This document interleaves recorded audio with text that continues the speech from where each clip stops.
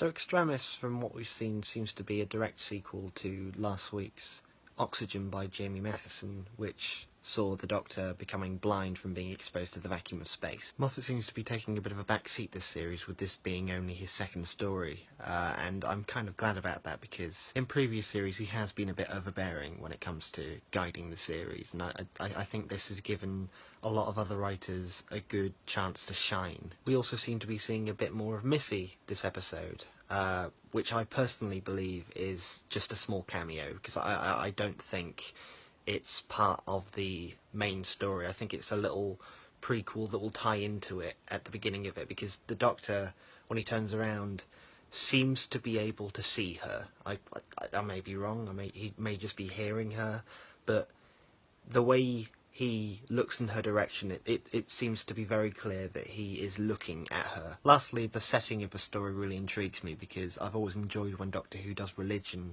The Impossible Planet two-parter is evidence of how well it can be done in the modern series, at least. And I can't wait to see what they do with the setting of the Vatican. I just hope it's good. After hand.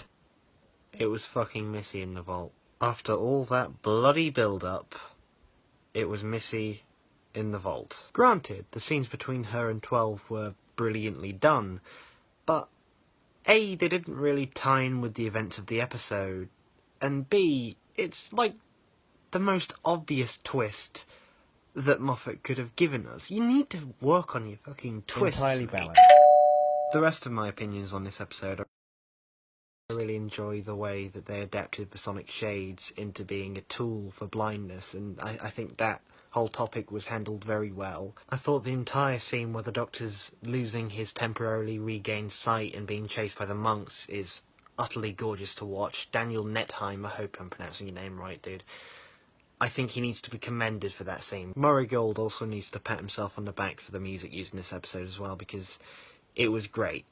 Some of the best music that I think I've heard this series. However, the themes, although interesting, were not handled very well, I feel, and I watched it with my parents, and if the casual viewer can't really understand what's going on, even at a simple level, then you have done something wrong. Now, I'm not suggesting oversimplification. Heaven forbid, I've been wanting more experimental scripts for years. But make sure in future that it's easier for the audience to have a base understanding of what's going on. But I will say that I'm one of the few people who wasn't pissed off by the ending of this episode. I mean, one could argue that none of it happened, and from a real-world perspective, you're right, but that's not really the point of the episode. The point of the episode is that the virtual Doctor has gained sentience and is technically still the Doctor.